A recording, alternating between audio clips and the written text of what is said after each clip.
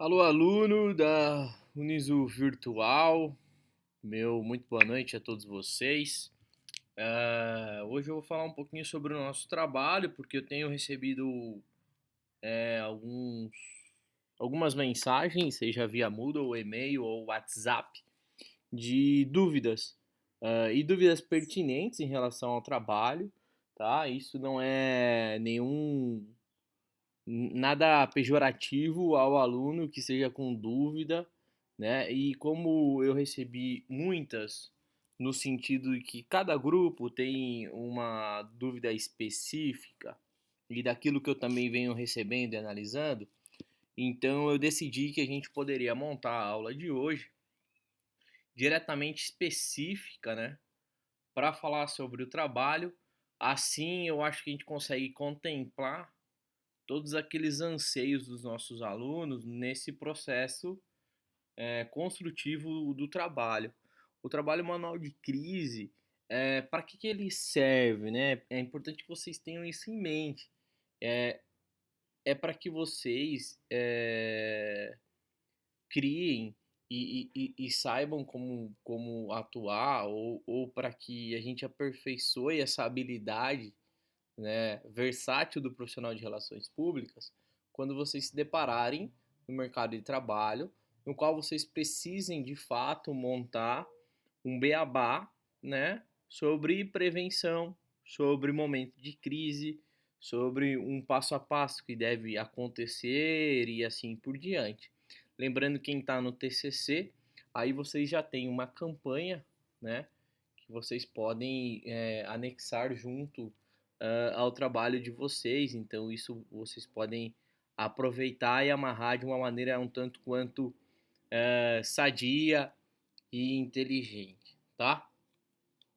Então a gente vai tocar a aula de hoje falando exatamente sobre o nosso trabalho, o trabalho que é do semestre, até porque a gente recebeu a orientação da Uniso, que a gente precisa aplicar uma avaliação em vocês, e eu estou tomando o trabalho como essa avaliação que a gente tem que fazer à distância.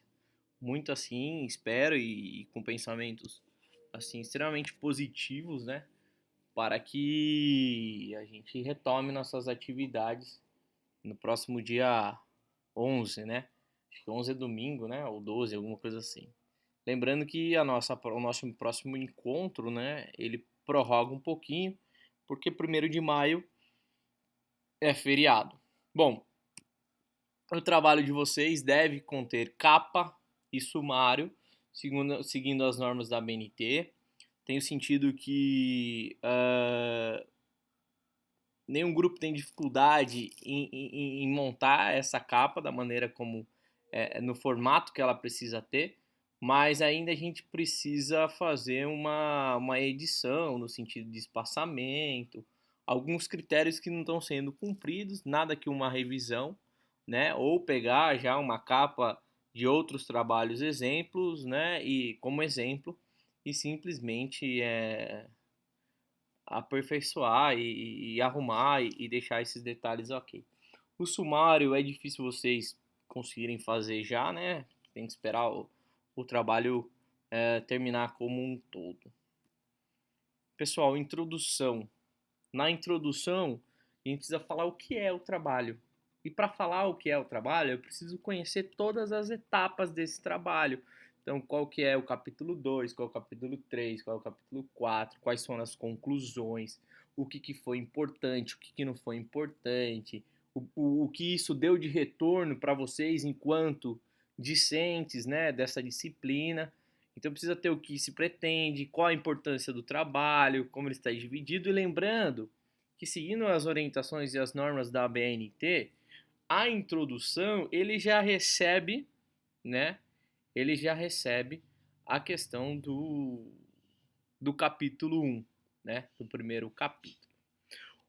Passando para o segundo capítulo, pessoal, e por isso que eu pus aqui a página 273, acho que com exceção da aluna Sabrina e acho que a Maiara, o pessoal me falou, olha, como é que é esse capítulo 2 e tal, tal, tal. Então, na página na página 273 do livro do João José Forne, que eu passei para vocês, você tem lá o que é um manual de crise, para que ele serve, né? Você já tem essa justificativa. Então, aquele aluno que se atentou, que realmente olhou o material que a gente coloca à disposição, não teve dificuldade nesse processo construtivo, porque a gente tem isso de uma maneira muito sadia, exemplificada, sem dizer que eu passei alguns trabalhos para que sirva de exemplo, para que sirva de um modelo para que vocês possam seguir. Mas aqui é justificar com dados científicos, de fato, né, que comprovem que uma organização precisa ter um manual de crise e qual a relevância dele, qual a importância dele, qual a necessidade dessa minha organização barra cliente, né, de ter isso.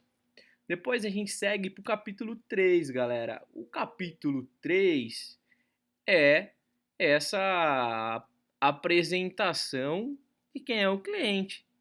Então, eu preciso ter um texto falando quem é o cliente, onde ele está localizado, quantos funcionários ele tem, né? Como se fosse eu estivesse montando um briefing aí, esse briefing padrão que a gente acaba utilizando aí com maior frequência nas aulas de relações nas aulas, perdão, nos trabalhos de relações públicas, principalmente nos TCCs, enfim. O histórico, o organograma da organização. Ah, professor, mas a organização que a gente está atuando, que a gente está trabalhando, não tem organograma. Então, o grupo vai lá e, diante dos dados coletados, desenvolve esse organograma e coloca no trabalho que foi desenvolvido pela agência. E aí, pessoal, a gente está com uma questão interessante que é públicos. Então, isso tem me deixado um pouco preocupado. Quem está fazendo o TCC, eu falei que poderia utilizar a mesma teoria do TCC. Quem não está utilizando, vai utilizar Fábio França. E é legal, isso, assim, eu gosto, né? Enriquece o trabalho, se vocês conseguirem montar aquele quadro final do Fábio França que vai dar realmente o mapa, né? Porque você fala que é mapeamento de públicos a teoria. E aí no final eu consigo de fato enxergar esse mapa e qual é a relação com esses públicos e assim por diante. E esse capítulo termina com informações pertinentes. Por que informações pertinentes, né?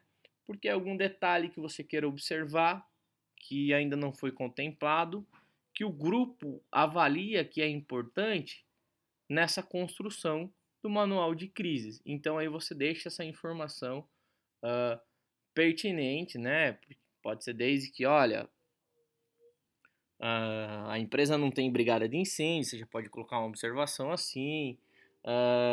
Pode ser uma informação pertinente sobre a localização dela, uma observação dessa localização e assim por diante. Pode ser, né? Então, é próximo a um local que tem muitos furtos, né? Então, são informações que vocês acham e que devem ser contempladas aí nesse momento. Galera, o público do Fábio França estou deixando aqui, né? Para que aqueles que não conseguiram fazer ainda, não entenderam, para que vocês tenham, né? Então você vai separar em públicos essenciais. Lembrando que públicos essenciais ele se divide em constitutivos e não constitutivos, primários e secundários, ou os não constitutivos, né? E aí tá assim, é um grau de dependência que vocês vão avaliando, né? Os públicos não essenciais e os públicos de redes de interferência. Se atentem muito à questão do ativismo. É importantíssimo que o ativismo apareça. Meu, tem trabalho que é da URBS, tem que ter atenção muito forte aí da questão do sindicato. Tem trabalho que é para a área de educação. Tem um ativismo na área de educação que também precisa tomar uma certa cautela. Tem trabalhos diversos que são para restaurantes, concorrência, sabe? E aí concorrência, quem tiver aqui e quiser detalhar, você pode até detalhar em concorrência direta e indireta. Mas assim, não há essa necessidade, né? Pode tratar aí concorrência como algo geral nesse momento. E aí eu deixo aqui o explicativo para que isso exemplifique, para que fique um tanto quanto mais fácil para vocês entenderem. Se alguém tiver com alguma dificuldade e quiser entrar em contato comigo, pode entrar, que eu vou ajudar nesse processo construtivo de públicos, tá? Depois disso, pessoal, a gente parte para o próximo capítulo, que é o cliente e a crise. E aqui o que tem que constar? Tem alguns trabalhos que colocam pergunta e resposta, pergunta e resposta, pergunta e resposta. Pode ser isso no modelo de entrevista? Pode. Né? Isso é subsídio para o diagnóstico da agência. Né?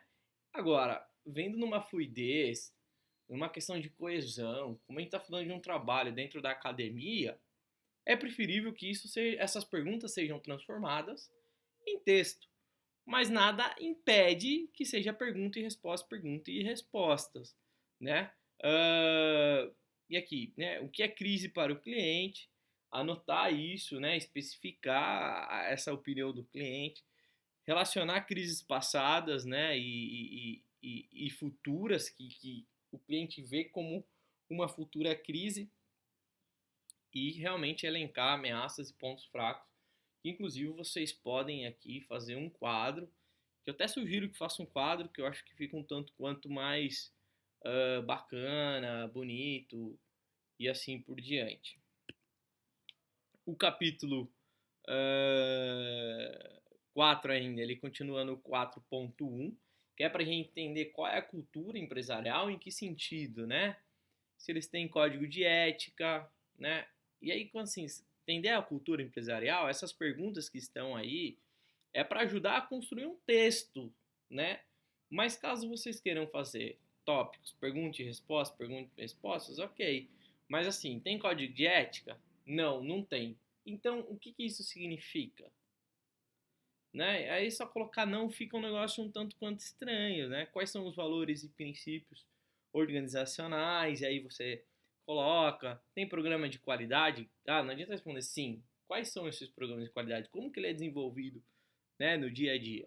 A empresa ágil e inovadora, pode ser que o cliente ache que ele é inovador e a visão da agência vocês já podem começar a inserir aí, né, nesse contexto. Segurança, como é que funciona a política de RH, né? Tem plano de carreira, não tem plano de carreira? Como é que funciona a qualidade motivacional dos funcionários? E assim por diante, né? E aí vamos. Tem nível de pressão? Trabalho em equipe, não é assim, tem nível de pressão? Sim, mas qual é essa pressão? Essa pressão, eu preciso entender, né? O diagnóstico precisa me mostrar, até porque esse nível de pressão pode estar inserido da onde vai surgir o problema, o conflito e a crise, né? Então é importante que ele apareça nesse contexto. Então, investe em treinamentos? Investe. Quais treinamentos? Para quais públicos? Ou para o meu público interno de colaboradores, mas para quem, né? De fato, que está fazendo esse treinamento, esse aprimoramento. Os colaboradores podem dizer o que pensam ou tem medo disso tudo, né? Então aí é uma análise que a agência precisa fazer, tem que conversar com um funcionário ou outro.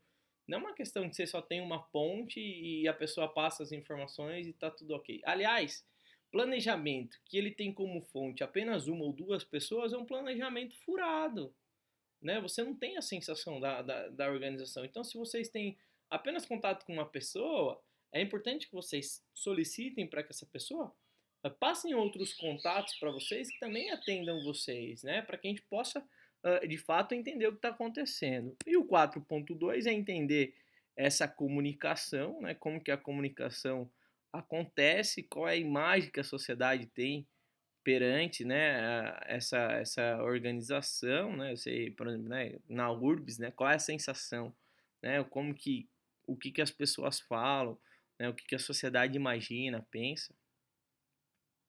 Se tem investimento em comunicação, se não tem, qual que é o budget, qual foi o gasto anual do último ano, como foi investido isso.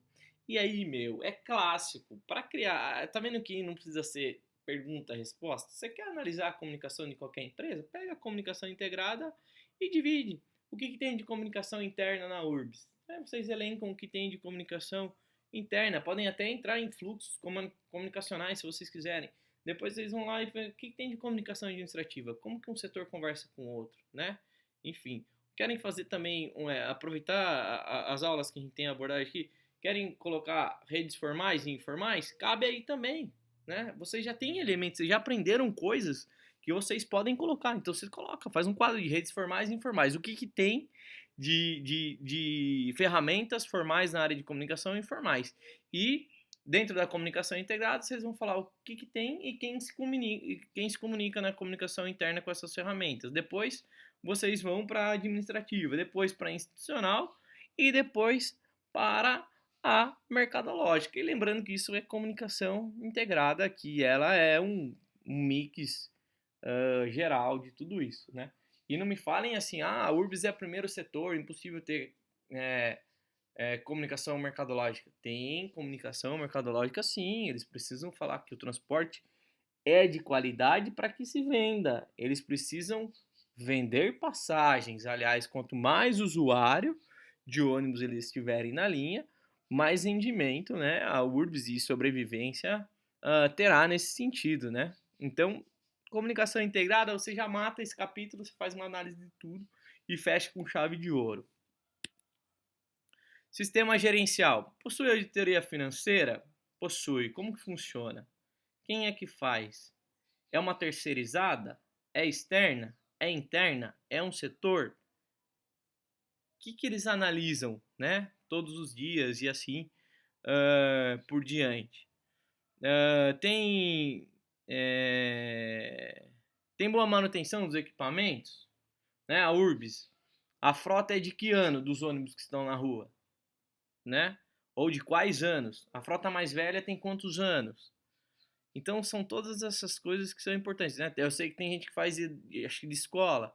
Em quanto tempo as carteiras recebem manutenção, né? Todo período de férias escolar, né? Tem uma manutenção geral? Sim, não. É importante isso, né? Saber quem faz, como funciona. Se tratando de escola, você tem uma manutenção diária de funcionários contratados, enfim, importantíssimo. Faz a avaliação dos fornecedores de serviços terceirizados, aí tá, bateu o M, não sei por que, terceirizados. E quais são esses serviços terceirizados que estão dentro desse sistema gerencial? Pontua e detalha, tá bom?